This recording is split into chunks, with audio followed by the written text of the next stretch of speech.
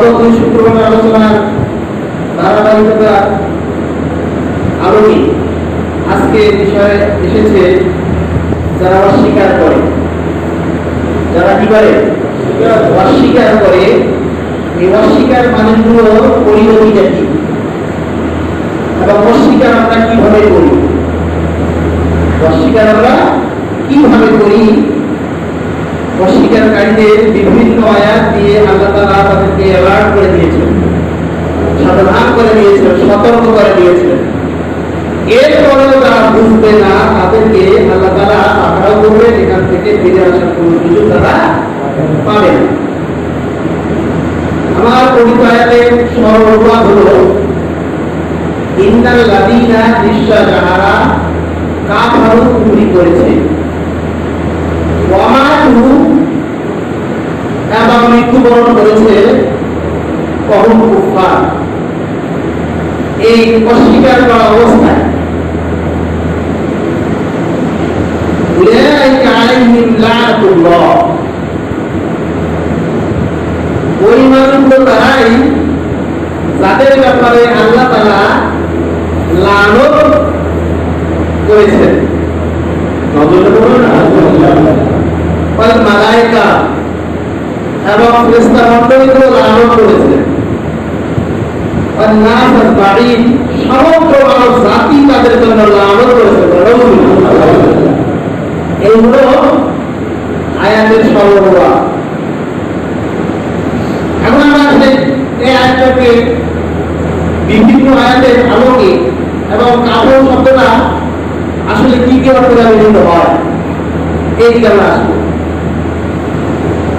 নিশ্চয় যারা কাফের শব্দ আমরা ব্যবহার করি, যে কাফের, যেটা আমরা কাফের অস্বীকারী, অস্বীকার অর্থটা কম বুঝি, কাফের শব্দটা বেশি বুঝি। কি বলেন? আমরা যদি একটা মানুষ কি কোনো বিষয় পরিচয় করতে গেলে ওটা কাফের, এই কথাটা বলতে যতটুকু সময় লাগে বুঝতে ততটুকু সময় লাগে না। কি বলেন? কতটুকু সময় লাগে? সময় লাগে না। কিন্তু ওইটার বাংলা যদি বলি, কাফের শব্দটা শাব্দিক অর্থ অস্বীকার করা। কি করা? অস্বীকার করা। এর বেশ কয়েকটি অর্থ এসেছে, কোনটা কয়েকটা অর্থ এসেছে। যদি আমি বলি যে কাফের এক নম্বর অর্থ হলো ঢেকে রাখা। ঢেকে রাখা বলছেন? ঢেকে রাখা কি বলছেন? ভাত রান্না করার পর এই ভাতটা কি মানুষ খোলা লাগে না, ঢেকে রাখে।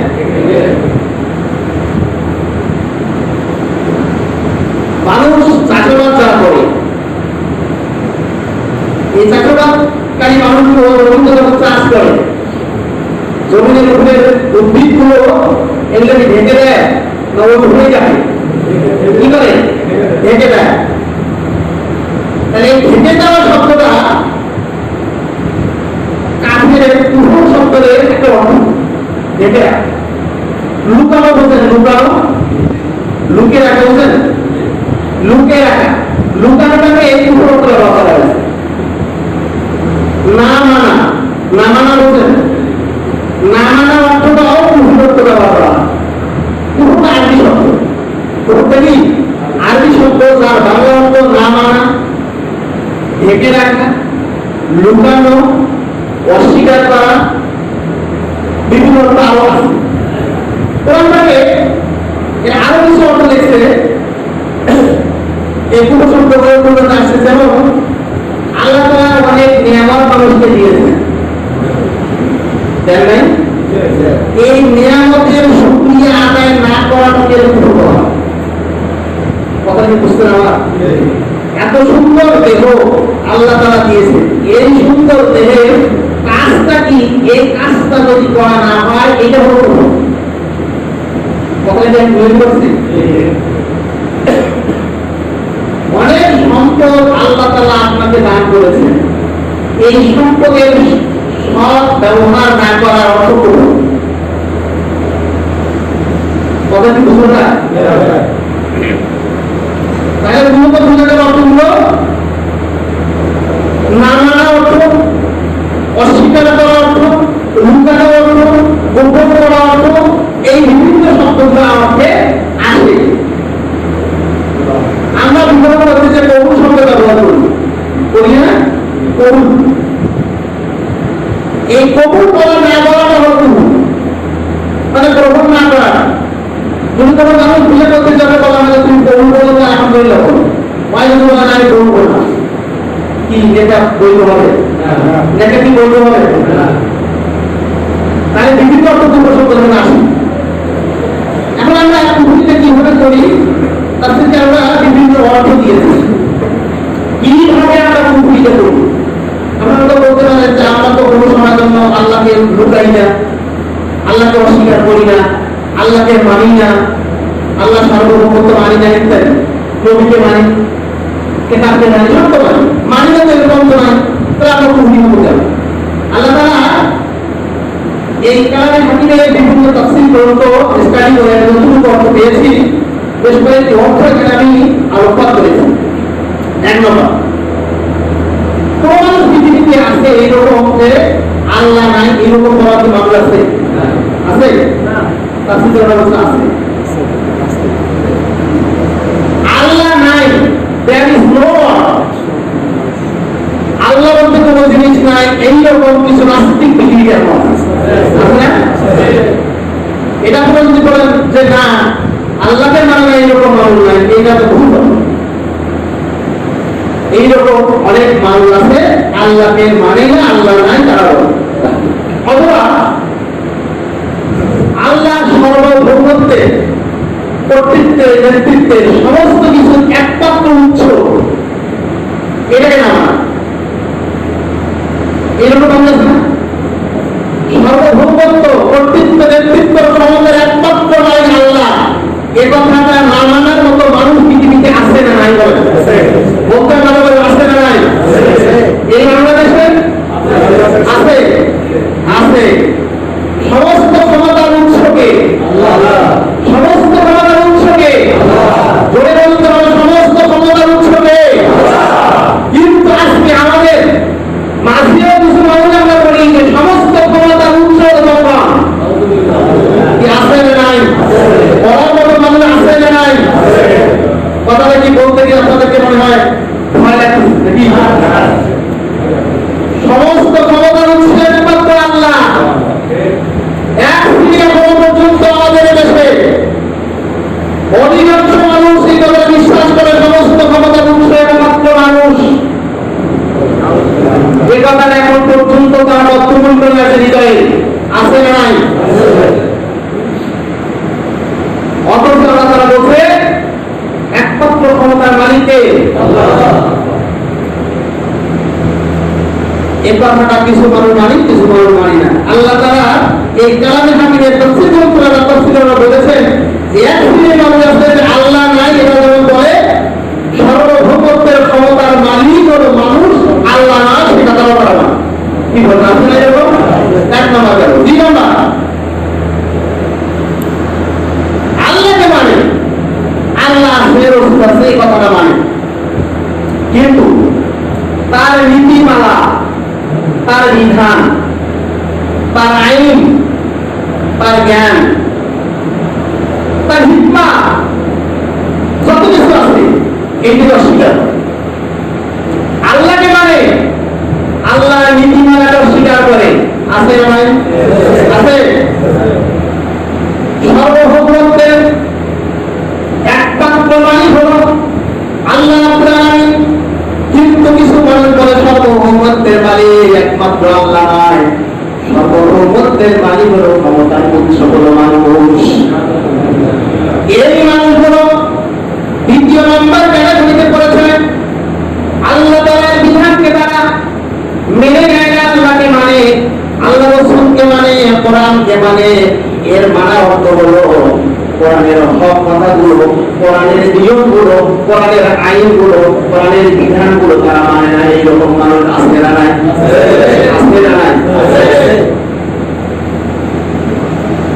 তাহলে এরা বলে হ্যাঁ আল্লাহ আছে, কিন্তু আল্লাহ আছে। যদি সত্যটা কথা বলি, এই সবটা এই জিনিস সবটাই বলছে যে আমাকে নামাজ পড়তে হবে। এই কথাটা কোন মুসলিম পরিবারে জন্ম নেওয়ার পর বলতে পারে যে নামাজ পড়তে হবে? এরকম মানুষ কি পাওয়া যায়? অনেক অনেক কম।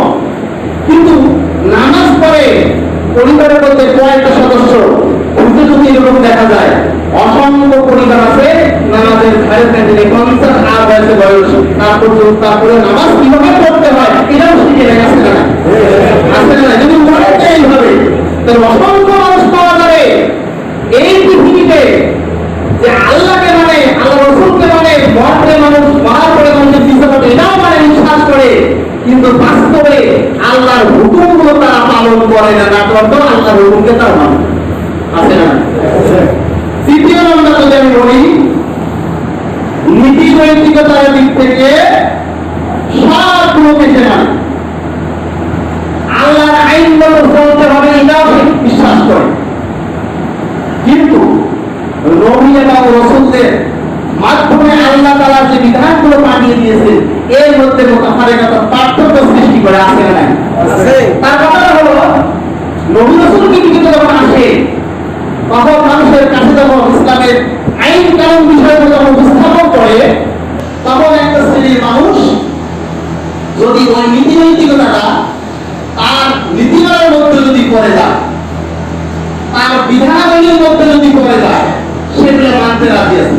আর যেগুলো তার বাইরে যায়, যেগুলো এই দুনিয়ার নীতিমালার বাহিরে নীতিমালা করে যায়, তাদের রচিত নীতিমালার বাহিরে নীতিমালা করে যায়, এগুলো সে মানতে রাজি। তখন সে বলে যে না, এগুলা নবী হোক আর রসুল হোক, এগুলো একটু বাড়াবাড়ি, এগুলো কি বাড়াবাড়ি। অথচ আল্লাহ তারা রসুলগুলোকে প্রেরণ করেছেন বাড়াবাড়ি করার জন্য, নিজের মন করা কোনো মতবাদ চাপিয়ে দেওয়ার জন্য। আল্লাহ তাআলা বলেন ওয়া ইয়ানতিকু আনিল হাওয়া ইন হুয়া ইল্লা ওয়াহিয়ুন ইউহা। আছে না? আছে। আমার নবী কোনো মন করা কোনো কথা বলেন নাই, খেয়াল খুশিমতো কোনো কাজ করেন নাই, কোনো কথাও বলেন নাই। আল্লাহ তাআলার পক্ষ থেকে যাহা নাযিল হয়েছে, যেভাবে নাযিল হয়েছে, হুবহু সেই কথাগুলো আল্লাহর রাসূল মানুষের কাছে কেবলমাত্র পৌঁছে দিয়েছেন। আল্লাহ রাসূলকে আল্লাহ তাআলা বলেন ইয়া আইয়ুহার রাসূল বাল্লিগ মা উনজিলা ইলাইকা মির রাব্বিক ওয়া ইন লাম তাফআল ফামা বাল্লাগতা রিসালাতাহু ওয়াল্লাহু ইয়াসিমুকা মিনান নাস। আল্লাহ তাআলা নবী মুহাম্মদ রাসূলুল্লাহ সাল্লাল্লাহু আলাইহি ওয়া সাল্লামকে বলেন, হে নবী মুহাম্মদ রাসূলুল্লাহ সাল্লাল্লাহু আলাইহি ওয়াসাল্লাম, তুমি পৌঁছাও, তোমার রবের পক্ষ থেকে যাহা আমি নাযিল করেছি হুকুম সেই কথাগুলো তুমি জাতির কাছে পৌঁছাও।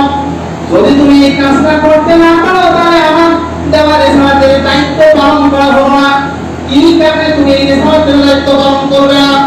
কারণ যে সমস্ত মানুষ তোমার চতুর্পাশ দিকে বেষ্টিত রয়েছে, কাফির বেঈমানরা তোমাকে পৃথিবী থেকে নিশ্চিহ্ন করে ষড়যন্ত্রে মেতে উঠেছে। হয়তো এইটা ভয়ে তুমি এই রিসালাতের দায়িত্ব পালন করতে ভয় করছো। আমি আল্লাহ কথা দিলাম, সমস্ত অনিষ্টকারীর হাত থেকে তোমার রাসূলকে, তুমি রাসূল হিসেবে তোমাকে গ্রহণ করেছি, দায়িত্ব দিয়েছি পৌঁছে দেওয়ার।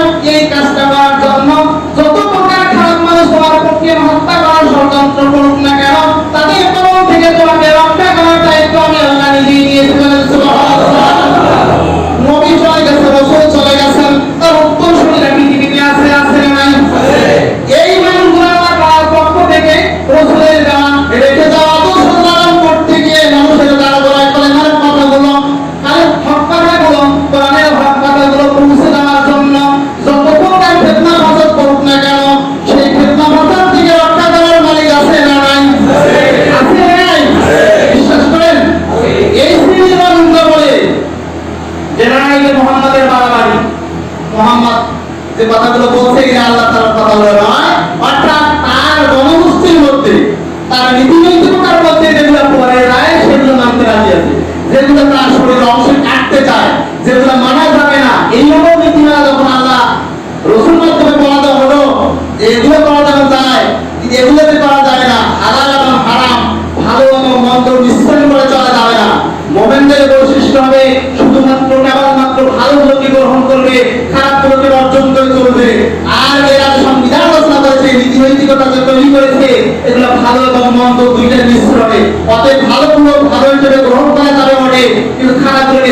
হবে, না হয় ইমান থাকবে না। কুফরির পাল্টায় কি করে দেওয়া, এইরকম মানুষ আছে না নাই? আরো কয়েকটা অর্থ এখানে দেওয়া আছে, আমি সেই দিকে যাব না। আমি আপনাদের কাছে কথাটাই বলতে চাই যে আল্লাহ তাআলা বলছেন যে কোন মানুষ যদি অস্বীকার করে, এইরকম অস্বীকারকারী পর্যায়ে মানুষ পড়ে কিনা দেখেন তো। আমি যে 3-4টা অর্থ বললাম, যে একটা কিছু কিছু মানে আল্লাহকে মানেই না, আর কিছু মানে আল্লাহকে মানে আল্লাহর বিধানাবলী মানে না, আবার কিছু কিছু মানে আছে আল্লাহর বিধানাবলী বা বিশ্বাস করে মানে, কিন্তু রাসূলের সাথে আল্লাহ তাআলার বিধানগুলোতে একবারে হুবহু সেই মতই যে রাসূল যে মানুষের কাছে দাওয়াত পৌঁছায়, এগুলো কিন্তু ওগুলা ওদের মানতে একটু কষ্ট হয়। এই কারণে যে তারা যে নীতিমালা তৈরি করেছে, এই নীতিমালা আল্লাহর নীতিমালা এক নয়। কি বলে? একটা কি এই এক না হওয়ার কারণে তাদের যেগুলো ভালো লাগা সেগুলো পছন্দ করে, সেগুলো নবী আল্লাহ ভালো। আর যেগুলো তাদের নীতিমালার বাহিরে চলে যায়, তখন বলে যে এগুলা মুহাম্মদ ও অন্য রাসূল এবং তারা বলছিল যে তারা এগুলা আসলে নিজের মত দ্বারা চাপিয়ে দেওয়া হচ্ছে, আমাদের এগুলো মানবে না, যার কারণে এগুলাতে সে বলতেছে তো এগুলো মানা যাবে না, এইরকম কথা তারা তৈরি করে। এখন এইরকম সিনেমা আমরা আসলে করে আল্লাহ তাআলা স্পষ্ট কথা, এই শ্রেণীর মানুষ এইরকম কর্মকাণ্ড করতে করতে যদি তুমি অমাত কুফার, তুমি যদি মৃত্যুমুখে পতিত হও এইরকম অস্বীকার করা অবস্থায়, অস্বীকার করা কর্মকাণ্ড নিয়ে এই দুনিয়ার বুক থেকে বিদায় নাও, তাহলে আল্লাহ তাআলা ভাষা বলছেন উলাইকা আলাইহিম লানাতুল্লাহ, ওই সমস্ত মানুষ তারাই যাদের উপরে আল্লাহ তাআলার পক্ষ থেকে গজব নাযিল হয়, অভিশাপ নাযিল হয়, এবং শুধু আল্লাহর পক্ষ থেকে ওই অভিশাপ নাযিল হয় না, আর মালায়েকা সমস্ত ফেরেশতা মণ্ডলীগুলো তাদের জন্য অভিশাপ বর্ষণ করেন, ওয়ান নাস আজমাইন সমগ্র মানুষ তাদের জন্য অভিশাপ নাযিল করে। তাফসীরে জালাল বলছে যে ওয়ান নাস আজমাইন, ওয়াকিলা কেবল বলছেন যে কুল্লুল মুমিনিন ওয়াল মুমিনাত লানাত, সমস্ত মুমিন এবং মুমিনাত যারা ওই মানুষের জন্য লানত দিতেই থাকে। পৃথিবীতে দিন থাকবে মুমিন থাকবে না, মুমিন এবং মুমিনাত থাকবে না, যতদিন পর্যন্ত মুমিন মুমিনাত থাকবে ততদিন পর্যন্ত ওই মুমিন মুমিনাত অস্বীকারীদের প্রতি লানত অভিশাপ বর্ষণ করতেই থাকবে। এখন আল্লাহ তাআলা যদি এরকম মানুষের প্রতি অভিশাপ দেন, ফেরেশতারা অভিশাপ দেন, মুমিনরা অভিশাপ দেন, এদের আশ্রয়স্থান কোথায়? এদের আবাসস্থান কোন জায়গায়? কোথায়? জাহান্নাম। তাদের আবাসস্থল হলো জাহান্নাম। আল্লাহ তাআলা বললেন ওয়াউকি ফিল জাহান্নাম, জাহান্নামে নিক্ষেপ করো। আল্লাহ তাআলা বলেন জাহান্নামে নিক্ষেপ করো, শুধু শেষ নয়, এই মানুষগুলো জাহান্নামে হবে খালিদিনা ফিহা লা ইউখাফফাফু আনহুমুল আযাব ওয়া লা হুম ইউনজারুন।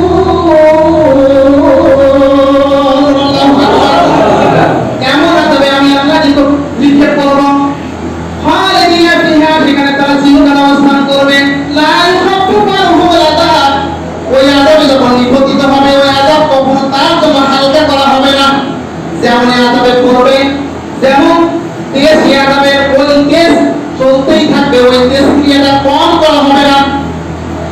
আমার কি বুঝছেন যে আযাব নিয়ে সে জ্বলা শুরু করবে, মনে হয় যে ঘড়ি ঘুরে গেলে যেমন আযাব কমে যায়, এইরকম ঘড়ি ঘুরে যায়, কিন্তু জাহান্নাম নয়। কি বলেন? আল্লাহ তাআলা বলেন লা ইউখাফফাফু আনহুল আযাব, আযাবটা যেমন শুরু হয়েছে ওই রকমই থাকবে, আযাব সামান্য কম হবে না, ওয়ালা হুম ইউনজারুন, এবং সামান্যতম কোনো সময় অবকাশ সুযোগ তাকে দেওয়া আর হবে না। আমার কথা কি বুঝা হয়েছে? সূরা বাকারা 162, সূরা বাকারা 6 নম্বর আয়াতে বলছে আল্লাহ তাআলা ইন্নাল্লাযীনা কাফারু সাওয়াউন আলাইহিম আ'আনজারতাহুম আম লাম তুনজিরহুম লা ইউমিনুন। আল্লাহ তাআলা বললেন এই মানুষগুলো কপাল পড়া হতভাগা, এই মানুষগুলোকে যতই তুমি নসিহত করো, যতই তুমি ওয়াজ করো শোনাও, যতই ভালো কথাগুলো বলো, এই মানুষগুলো কখনো ঈমান আনবে না। তুমি তাদেরকে যতই সতর্ক করো আর না করো তারা সমান, কখনো তারা ঈমান আনবে না। যতই ভালো কথা বলো, যতই তাদেরকে বোঝাও, যতই তার বাড়িতে বোঝাও, আর মসজিদে বোঝাও, আর মাহফিলে বোঝাও, ভালো কথা কও আর মন্দই কথায় কও, এরা সবসময় সমান ভাবে দেখে, এরা কখনো ঈমান আনবে না। কারণটা হলো খাতামাল্লাহু আলা কুলুবিহিম ওয়া আলা সামঈহিম ওয়া আলা আবসারিহিম গিশাওয়া ওয়া লাহুম আযাবুন আযীম। আল্লাহ তাআলা বললেন এই মানুষগুলো এত হতভাগা কপাল করার কারণটা হলো খাতামাল্লাহু আলা কুলুবিহিম, তার হৃদয়টা তার অন্তরটার মধ্যে আল্লাহ তাআলা তালা লাগাই দিয়েছেন। বলেন নাউযুবিল্লাহ। আল্লাহ যদি কোনো মানুষের হৃদয় অন্তরের মধ্যে তালা লাগান, দুনিয়ার কোনো মানুষ কি আছে তালাটা খুলতে পারবে? আল্লাহ তাআলা বলেন আমি আল্লাহ ওই সমস্ত স্বীকারকারী মানুষগুলোর অন্তরের মধ্যে তালা লাগাই দিয়েছি।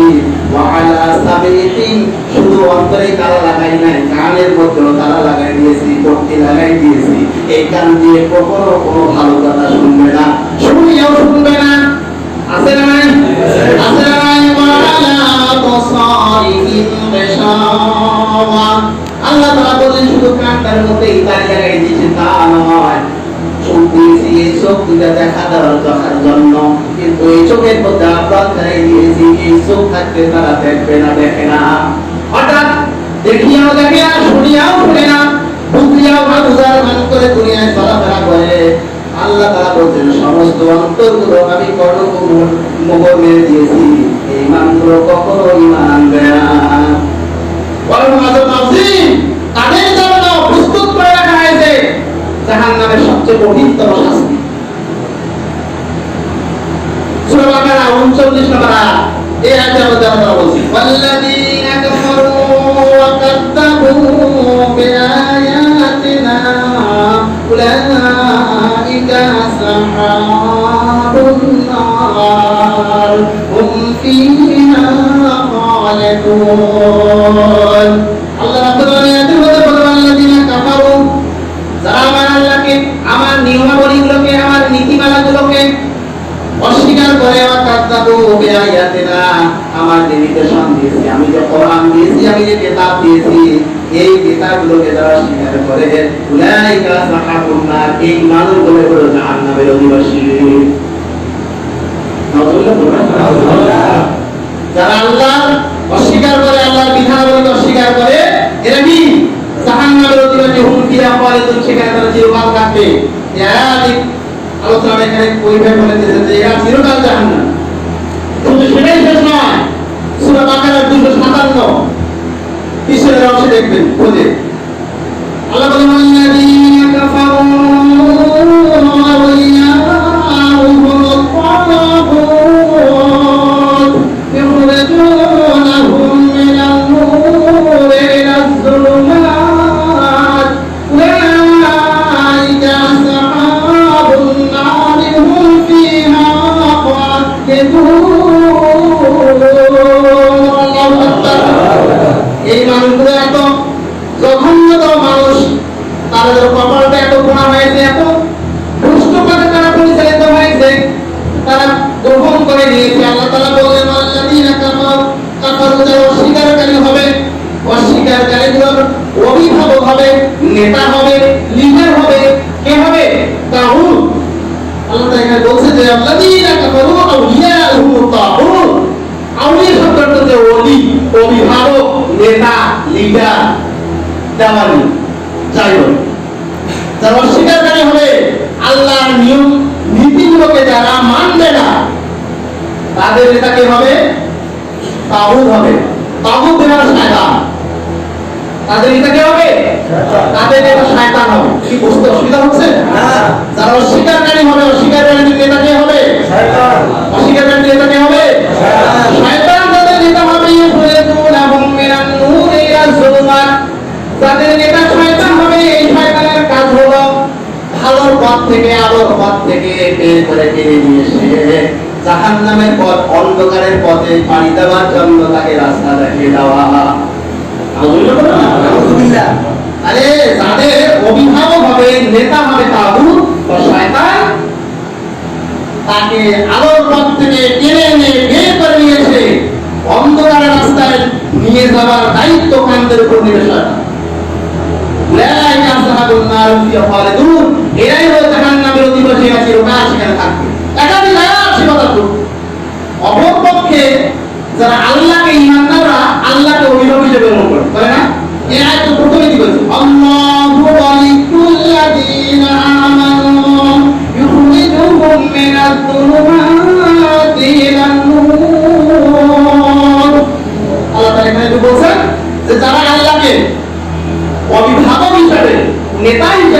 যারা গ্রহণ করে নেবে, আল্লাহ তখন দায়িত্ব হলো এই মানুষগুলোকে জাহান্নামের রাস্তা থেকে, অন্ধকার রাস্তা থেকে টেনে বের করে নিয়ে এসে আলোর রাস্তায়, আলোর পথে, জান্নাতের পথে নিয়ে যাওয়া। তাই তো আল্লাহ তাআলা সবাই তাআলা সূরা ইমরান বুঝতে পারে এখানে বলছে ইন্নাল্লাযীনা কাফারু বিআয়াতিল্লাহি লাহুম আযাবুন শাদীদ ওয়াল্লাহু আযীজুন যুনতিকাম। আয়াতে বলতে আল্লাহ তাআলা বললেন, যারা কাফির, যারা অস্বীকারী, যারা আল্লাহর নির্দেশনাগুলো যারা অস্বীকার করে, তাদের জন্য কঠিন থেকে কঠিনতম শাস্তির ব্যবস্থা আমি আল্লাহ করি। আমি অস্বীকারী তিনটা অর্থে বলেছি, আরো তিনটা অর্থ আছে এখানে। এই তিনটা অর্থের সাথে মিলিয়ে কিছু আয়াত সেট করা আছে। এই আয়াতগুলোকে সামনে নিয়ে আগামী জুমায় ইনশাআল্লাহ বাকি আলোচনা করার চেষ্টা করব। আল্লাহ তাআলা আমাদের সেই পর্যন্ত ধৈর্য ধারণ করে এবং আল্লাহ তাআলা যেন আমাদের হায়াতে ইবাদত করেন। আল্লাহ তাআলা আমাদেরকে হক কথাগুলো বলার মতো, শোনার মতো তৌফিক আমাদেরকে আল্লাহ সকলকে দান করেন। আল্লাহুম্মা আমিন। আমি একটা হাদিসের অনুবাদ দিয়েই আজকের কথা শেষ করব। আল্লাহ রাসূল থেকে একটা হাদিস সিফিন নামক স্থানে, এই হাদিসটা ইয়াজ ইবনে খলিফা হযরত আলী থেকে হাদিসটি আসছে। আলী নিজে বর্ণনা করেছেন হাদিসটা। তিনি বলেন ইন্নাল আকিদাতু ফিল কলব, মানুষের অন্তর, এই অন্তরটা হলো সমস্ত বুদ্ধির উৎসস্থল। মানুষের অন্তরটা কি? বুদ্ধির উৎসস্থল। ওয়া রাহমাতু ফিল কলব, হৃদপিণ্ড আছে না? হৃদপিণ্ড, করুণার স্থান হলো হৃদপিণ্ড। দয়া তাকে যেটাকে আমরা বলি। আর ওয়া রাহমাতু ফিল জিহাল, মায়া মমতার স্থান হলো জগদীপ, কলিজা। ওয়া নাফসু ফিল রিয়া, শ্বাস প্রশ্বাসের স্থান হলো ফুসফুস। কয়টা অঙ্গ? চারটা। একটা হলো কল, একটা হচ্ছে হৃদপিণ্ড, একটা হলো জগদীপ, আর একটা হলো ফুসফুস। এই চারটা অঙ্গ, চারটা জায়গায় মানুষের চারটা জিনিস উৎসস্থল, ওখান থেকে চারটা জিনিস বের হয়ে আসে।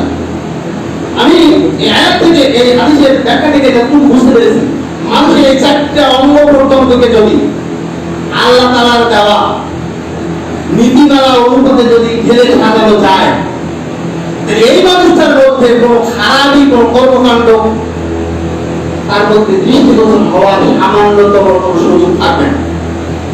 আল্লাহর কাছে তৌফিক কামনা করে আল্লাহ আমাদেরকে এই অঙ্গগুলো সঠিকভাবে পরিচালনা করার তৌফিক আল্লাহ তাআলা আমাদের সকলকে দান করেন। আল্লাহুম্মা আমিন।